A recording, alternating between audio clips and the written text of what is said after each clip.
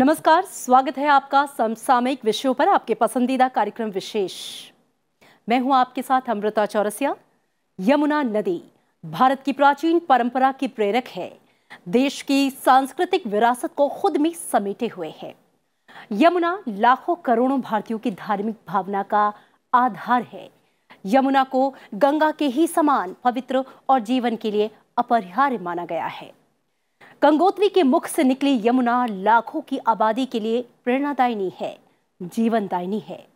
लेकिन हमें जीवन देने वाली यमुना नदी के अस्तित्व पर ही संकट के बादल मंडराने लगे थे। निहित स्वार्थ के कारण यमुना दूषित हो गई थी। यमुना का पानी जीने और पीने के लायक नहीं बचा था। यमुना की ये दुर्दशा एक लंबे वक्त तक अनदेखी का ही नतीजा है। यमुना को लेकर नारों और वादों के बीच हालात बद से बदतर होते चले गए। लेकिन यमुना पर मंडरा रहे संकट के बादल अब छटने वाले हैं। केंद्र सरकार ने दिल्ली को जल प्रदूषण से मुक्ति दिलाने के लिए बड़ा फैसला किया है। जल संसाधन, नदी विकास और गंगा संरक्षण मंत्री नितिन गडकरी से यमुना संरक्षण से जुड़ी 11 परियोजनाओं को अब हरी झंडी मिल चुकी है। विशेष में आज हम बात करेंगे यमुना एक्शन प्लान 3 की। बताएंगे क्या है यमुना एक्शन प्लान का इतिहास और नमामि गंगे के तहत अब तक कितनी कामयाबी मिली है। तो आइए शुरू करते हैं आज का विशेष।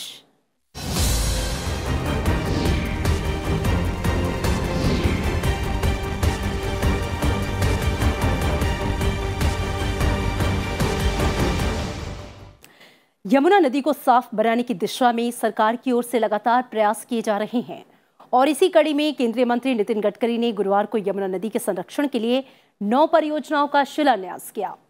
दिल्ली में सीवेज ट्रीटमेंट क्षमता को बढ़ाने के नजरिए से ये प्रोजेक्ट काफी महत्वपूर्ण है। यमुना गंगा नदी की सबसे बड़ी सहायक नदी है। यमुना नदी उत्तराखंड के गढ़वाल में उत्तरकाशी से 30 किलोमीटर दूर यमुनोत्री से निकलती है और फिर दिल्ली आगरा से होती हुई प्रयागराज में जाकर गंगा नदी में मिल जाती है। इस नदी की लंबाई करीब 1370 किलोमीटर है। यमुना नदी देश की सबसे प्रदूषित नदियों में शामिल है। यमुना नदी को प्रदूषित करने में दिल्ली का कितना बड़ा हाथ है, इसका अंदाजा इस तथ्य से लगाया जा सकता है कि दिल्ली में ओखला बैराज से वजीराबाद तक इसकी लंबाई 22 किलोमीटर है, जो नदी के प्रदूषण के लिए 80% जिम्मेदार है। दिल्ली से प्रतिदिन 327 करोड़ लीटर सीवेज निकलता है, जबकि सीवेज ट्रीटमेंट की क्षमता महज 276 करोड़ लीटर प्रतिदिन है। अब केंद्र सरकार ने यमुना को प्रदूषण से मुक्ति दिलाने का संकल्प ले लिया है। इसी के तहत गुरुवार को केंद्रीय जल संसाधन, नदी विकास और गंगा संरक्षण मंत्री नितिन गडकरी ने यमुना नदी के संरक्षण के लिए 9 परियोजनाओं का शिलान्यास किया है। ये परियोजनाएं सीवेज ट्रीटमेंट प्लांट और सीवेज नेटवर्क से संबंधित हैं। नितिन गडकरी ने कहा है कि दिल्ली के जल और वायु प्रदूषण को रोकने के लिए समग्र और समन्वित प्रयासों की आवश्यकता है। इसी बात को ध्यान में रखते हुए सरकार ने कई कदम उठाए हैं। 1656 करोड़ रुपए की अनुमानित लागत से ये यमुना एक्शन प्लान 3 शुरू किया गया है, जिसका कार्यान्वयन दिल्ली जल बोर्ड द्वारा किया जा रहा है।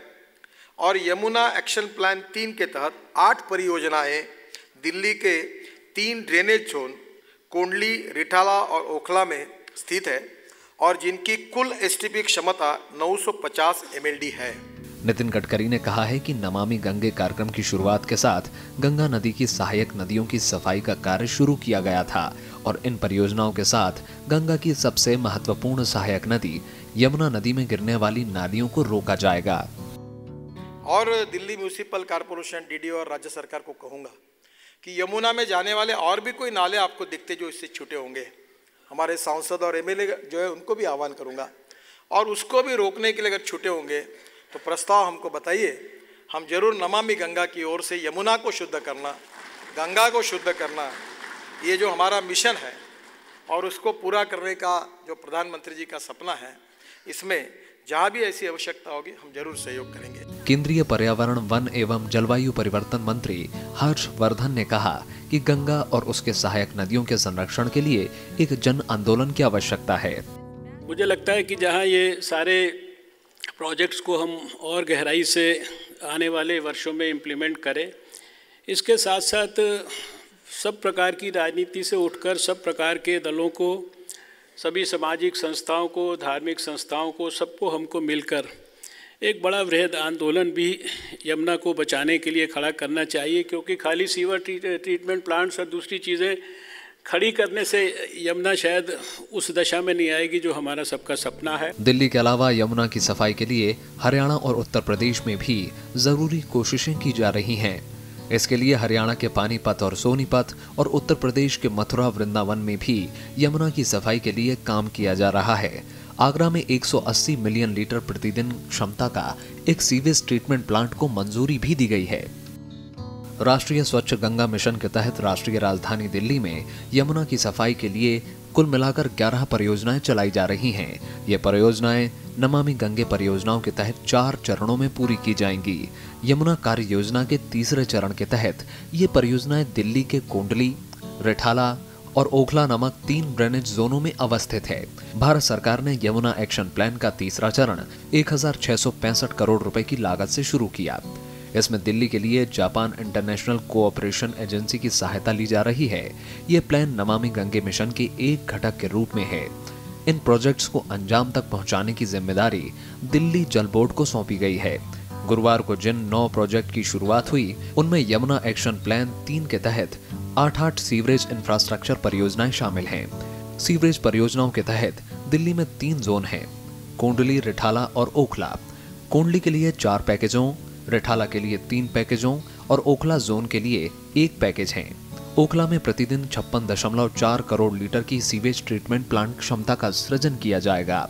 साथ ही प्रतिदिन 38.6 करोड़ लीटर एसपीटी क्षमता की बहाली और सुधार किया जाएगा। कोंडली और रिठाला जोन में 35 किलोमीटर लंबाई वाले ट्रंक सीवर और राइजिंग मैन की बहाली की जाएगी। इनमें से 7 परियोजनाएं कार्यान्वयन के विभिन्न चरणों में हैं। ओखला जोन की एक परियोजना के लिए टेंडर की प्रक्रिया जारी है। इनके अलावा छतरपुर में 65.24 करोड़ की लागत से 9 विकेंद्रित एसपीटी यानी सीवेज ट्रीटमेंट प्लांट का भी शिलान्यास किया गया है। इसकी क्षमता प्रतिदिन 2.25 करोड़ लीटर होगी। इसके अलावा 515 करोड़ रुपए की लागत पर प्रतिदिन 31.8 करोड़ लीटर क्षमता वाला अशोधित जल उपचार संयंत्र बनाया जाएगा। राष्ट्रीय राजधानी दिल्ली लगभग 2 करोड़ की आबादी वाला महानगर है। ये शहर 1484 वर्ग किलोमीटर क्षेत्र में फैला है। बढ़ती आबादी और राष्ट्रीय राजधानी क्षेत्र के विस्तार के कारण यमुना नदी में सीधे गिरने वाले जहरीले पानी और गंदगी की मात्रा में काफी वृद्धि हुई है। Bureau report, Rajya Sabha TV. यूं तो यमुना पूरी की पूरी प्रदूषित हो चुकी है, लेकिन अगर बात करें दिल्ली में प्रवाहित होने वाली यमुना के पानी की, तो दिल्ली में ये सबसे ज्यादा प्रदूषित है। जहां सीवेज सिस्टम से लेकर घरों और फैक्ट्रियों से निकलने वाला कचरा लगातार यमुना के पानी को जहरीला बना रहा है। इसी को ध्यान में रखते हुए यमुना एक्शन प्लान के तीसरे चरण के तहत दिल्ली को 3 ड्रेनेज जोन को दुरुस्त करने पर काम शुरू कर दिया गया है। दिल्ली यमुना नदी के तट पर बसा सबसे बड़ा शहर है और इसी शहर से गुजरती यमुना सबसे ज्यादा प्रदूषित होती है। दिल्ली में हर रोज लगभग 327 करोड़ लीटर सीवेज पैदा होता है और इससे महज 276 करोड़ लीटर सीवेज का ही ट्रीटमेंट हो पाता है। बाकी यमुना में मिल जाता है। इसके साथ ही इसमें अलग अलग स्रोतों से गंदा और जहरीला पानी भी मिलता है, जो यमुना नदी को बद से बदतर बना रहा है। यमुना की सफाई के लिए कई चरण में यमुना एक्शन प्लान बना, लेकिन ना तो प्रदूषण का स्तर घटा और ना ही नदी पर बढ़ता दबाव।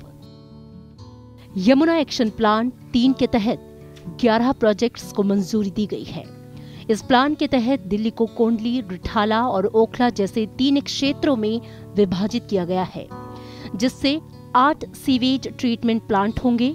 यमुना एक्शन प्लान 3 के जरिए दिल्ली के इन तीनों ड्रेनेज सिस्टम को दुरुस्त किया जाएगा और नए सीवेज ट्रीटमेंट प्लांट भी बनाए जाएंगे, जो दिल्ली की सीवेज को ट्रीटमेंट के बाद स्वच्छ पानी को यमुना में प्रवाहित करेंगे।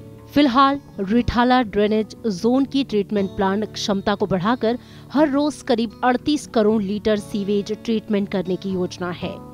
वहीं कोंडली में भी 35 किलोमीटर लंबी सीवेज लाइन बिछाई जाएगी, जिसकी क्षमता करीब 38 करोड़ लीटर सीवेज ट्रीटमेंट की होगी।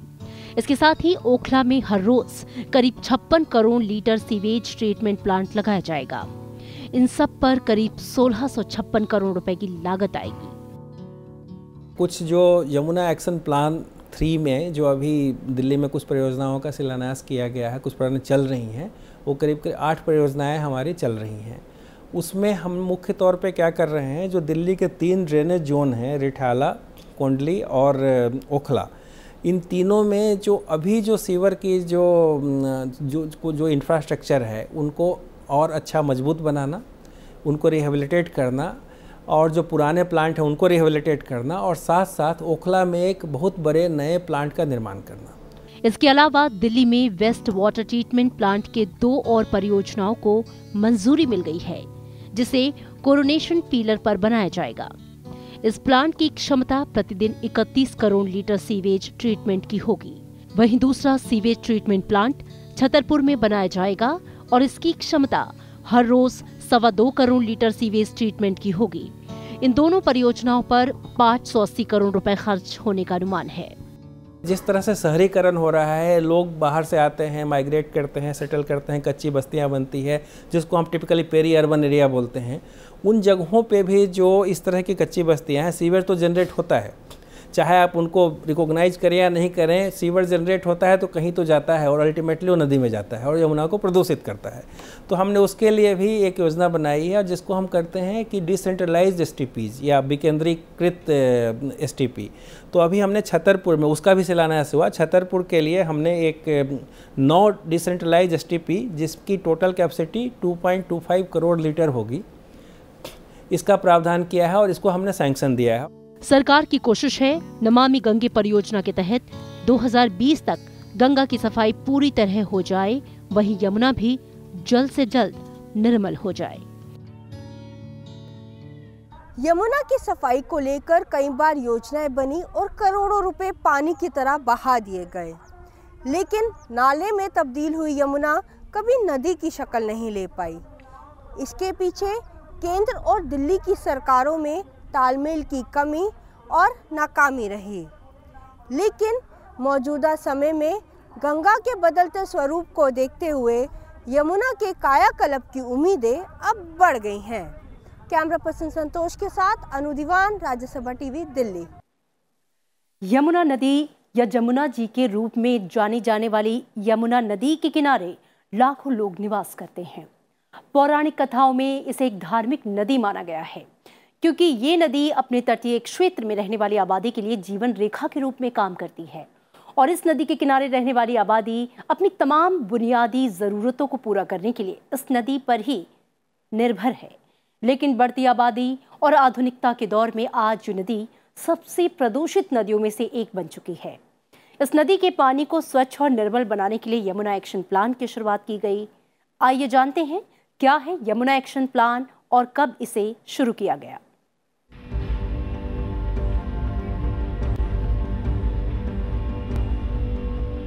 भारत में नदियों का प्रदूषण पर्यावरण के लिए खतरा बन चुका है। आज भारत की ज्यादातर नदियां जनसंख्या का दबाव, घरेलू और औद्योगिक कचरों के साथ ही गंदे पानी का नदियों में गिरने जैसी चुनौतियों का सामना कर रही हैं।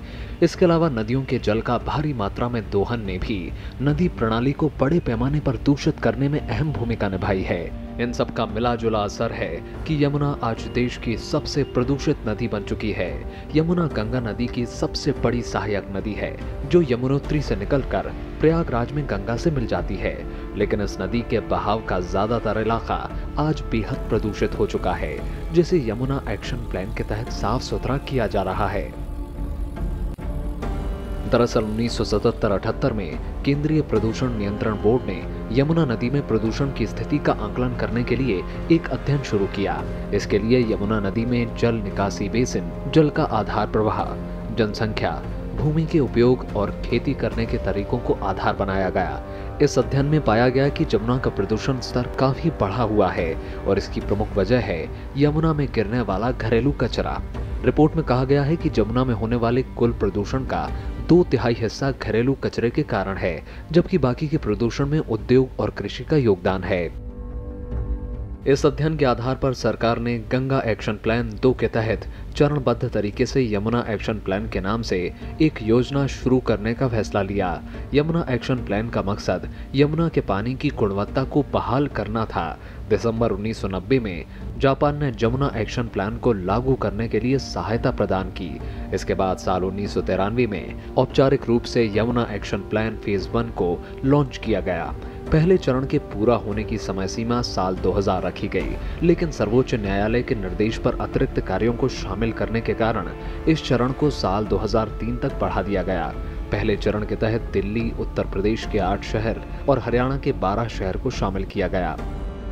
जो गंगा एक्शन प्लान 1985 में शुरू हुआ, तब उन्होंने सोचा कि पहले गंगा को मेन स्ट्रीम को ट्रीट करेंगे। फिर उनको लगा कि सिर्फ मेन स्ट्रीम ट्रीट करने से नहीं चलेगा, उसकी जो मुख्य ट्रिब्यूटरीज है उसको भी ट्रीट करने का। इसलिए 1993 में फिर यमुना एक्शन प्लान शुरू हुआ। तो गंगा एक्शन प्लान के अंतर्गत ये शुरू हुआ था। अभी उसका नाम बदल के नमामि गंगे प्लान बनाया गया है। वो national mission for clean Ganga implement कर रही है। तो ये यमुना प्लान भी NMCG के अंतर्गत ही इम्प्लीमेंट हो रहा है। यमुना एक्शन प्लान के तहत दूसरे चरण की शुरुआत दिसंबर 2004 में की गई। इसे 5 सालों में पूरा करने की समय सीमा रखी गई।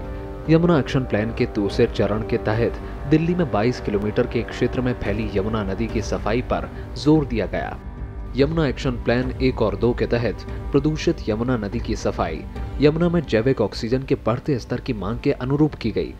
इन 2 चरणों के तहत 286 योजनाएं, जिनमें करीब 39 सीवेज ट्रीटमेंट प्लांट शामिल हैं, उनको पूरा किया गया। इसके साथ ही प्रतिदिन 767.25 मिलियन लीटर के सीवेज ट्रीटमेंट क्षमता का निर्माण भी किया गया है। इन दोनों चरणों में यमुना नदी के संरक्षण पर कुल 1514 करोड़ 70 लाख रुपए खर्च किए गए। यमुना एक्शन प्लान 1 एक 1993 में शुरू हुआ था। वो केवल दिल्ली के लिए ही नहीं था, दिल्ली के साथ साथ उसमें हरियाणा और उत्तर प्रदेश की भी परियोजनाएं थीं। वो करीब 726 करोड़ की परियोजनाएं थी। लगभग 700 करोड़ से ज़्यादा ही उस पर खर्चा भी किया गया था। जो यमुना एक्शन प्लान 1 था, उसमें बड़े प्राइमरी लेवल की चीज़ें थी। उसमें काफ़ी ध्यान टॉयलेट बनाने पे भी दिया गया था।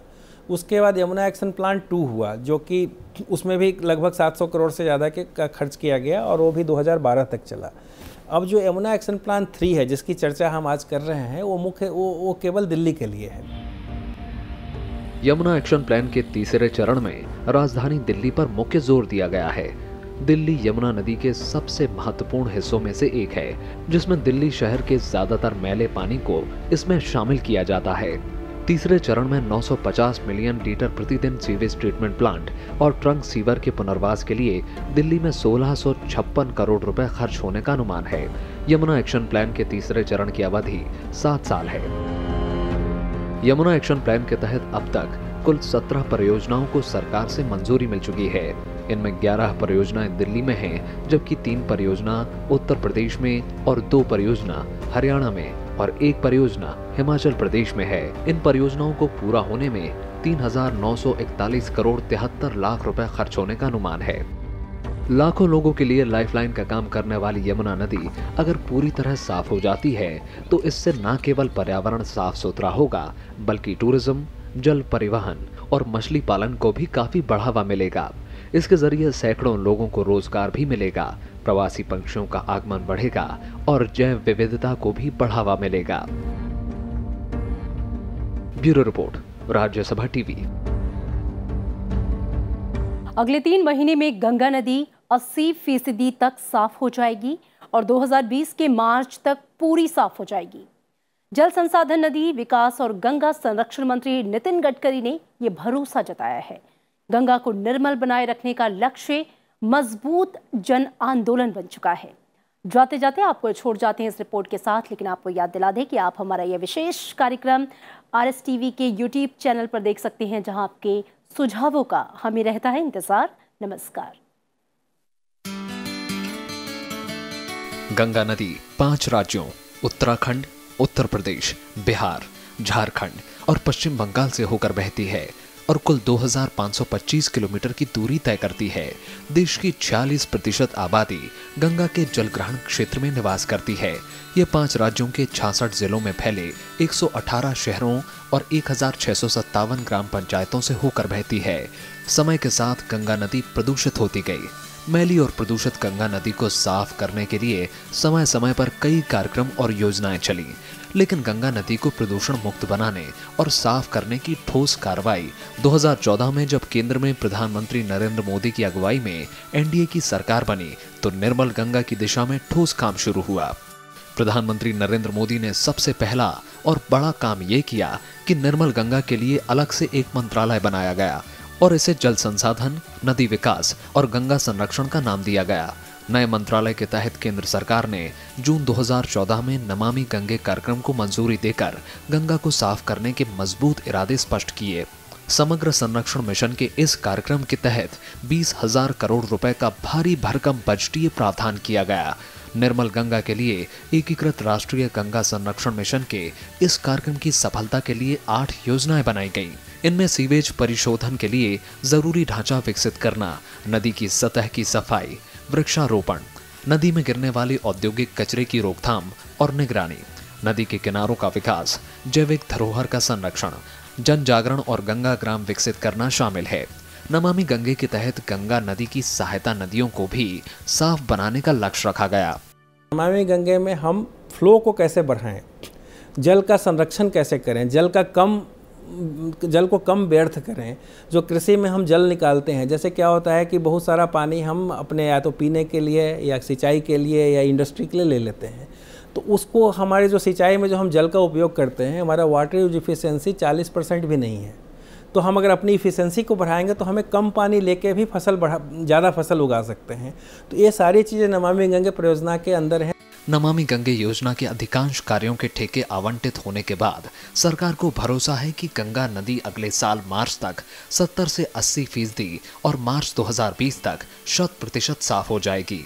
केंद्रीय जल संसाधन, नदी विकास और गंगा संरक्षण मंत्री नितिन गडकरी ने यह भरोसा जताया है कि गंगा के जल की जो क्वालिटी है उसमें काफ़ी जगह पर अच्छा सुधार हुआ है, और अच्छा सुधार तो हुआ ही है, पर हमारे काम अभी 10-15% ही पूरे हुए हैं। इस साल मार्च तक हम 70 से 80% गंगा को शुद्ध करना चाहते हैं और अगले मार्च तक 100% गंगा शुद्ध होगी, ये हमारा प्रयास है। नमामि गंगे कार्यक्रम के तहत कुल 261 परियोजनाओं को मंजूरी दी गई है। 5 राज्यों उत्तराखंड, उत्तर प्रदेश, बिहार, झारखंड और पश्चिम बंगाल में सीवेज प्रबंधन की 136 परियोजनाएं चल रही हैं। नदी के किनारे को विकसित करने के लिए 28 परियोजनाओं, 182 घाटों और 118 शमशान स्थलों की मरम्मत, आधुनिकीकरण तथा निर्माण की 33 परियोजनाओं पर काम चल रहा है। 11 स्थानों पर नदी की सतह और घाटों के आसपास सतह की सफाई और वहां से निकले गए कचरे को नष्ट करने का काम जारी है। जैविक धरोहरों के संरक्षण के तहत गंगा नदी में कई कार्यक्रम चलाए जा रहे हैं। इनमें मत्स्य पालन और डॉल्फिन संरक्षण तथा शिक्षा कार्यक्रम प्रमुख हैं। देहरादून, नरोरा, प्रयागराज, वाराणसी और बैरकपुर में जैव विविधता धरोहर संरक्षण के 5 केंद्र विकसित किए जा रहे हैं। जहां जहां से गंगा गुजरती है उन 5 राज्यों में गंगा के किनारे के गांव को खुले में शौच मुक्त बनाने की दिशा में तेजी से काम किया जा रहा है। गंगा किनारे स्थित औद्योगिक इकाइयों की पहचान कर प्रदूषण फैलाने वाली इकाइयों को बंद किया जा रहा है। नमामि गंगे कार्यक्रम के तहत गंगा नदी को साफ करने के लिए जन भागीदारी पर भी विशेष बल दिया जा रहा है और जनता का जुड़ाव भी लगातार बढ़ रहा है। हम इसमें काफ़ी हद तक एफोरेस्टेशन की बात करते हैं। गंगा के दोनों ओर वृक्षारोपण किए जाएं, जो प्राकृतिक जो स्वरूप था गंगा नदी का उसको वापस लाया जाए और दूसरी नदियों का भी। इसी तरह से जो एक्वेटिक लाइफ है, जो डॉल्फिन्स हैं, जो मछलियां हैं, जो इस तरह के जीव जंतु हैं, उनको कैसे स्वस्थ रखा जाए, उनकी क्या भी स्थिति है और क्या करेंगे उनकी स्थिति अच्छी हो। क्योंकि अगर जल जंतु अच्छी तरीके से रहेंगे तो नेचुरली जो नदी का स्वास्थ्य है वो भी बढ़ेगा और एक बहुत बड़ा वो मानदंड तैयार होगा। गंगा नदी को स्वच्छ और निर्मल बनाने के लिए दुनिया भर में उपलब्ध सर्वश्रेष्ठ जानकारी और संसाधन प्राप्त करने के प्रयास किए जा रहे हैं। उन देशों से भी सहयोग लेने में संकोच नहीं किया जा रहा है जिन्हें नदी की सफाई में विशेषता हासिल है। ऑस्ट्रेलिया, इंग्लैंड, जर्मनी, फिनलैंड और इजराइल जैसे देशों ने गंगा संरक्षण में सहयोग देने की इच्छा जताई है। इनके अलावा मानव संसाधन विकास, रेलवे, पर्यटन, ग्रामीण विकास, पेट्रोलियम, युवा तथा खेल जैसे मंत्रालयों ने निर्मल गंगा कार्य योजना में सहयोग के लिए रजामंदी दी है। स्वच्छ गंगा अभियान में पहली बार स्थानीय निकायों का सक्रिय सहयोग लिया जा रहा है। पहले केंद्र सरकार गंगा सफाई के लिए राज्य सरकारों को धनराशि देती थी, अब ये राशि राज्य सरकारों की बजाय सीधे स्थानीय निकायों को दी जा रही है। इससे न केवल उनकी भागीदारी बढ़ी है, बल्कि उन्हें जिम्मेदारी का भी एहसास हो रहा है। स्थानीय स्तर पर गंगा संरक्षण कार्यबल का गठन किया गया है। इससे गांव के युवाओं को जहां रोजगार मिल रहा है, वहीं ग्रामीणों का भी भरपूर सहयोग मिल रहा है। सरकार इसी तरह ठोस और गंभीर प्रयास करती रही और जनता का सहयोग मिलता रहा तो वो दिन दूर नहीं जब मैली गंगा निर्मल होकर बहने लगेगी। Bureau report, Rajya Sabha TV.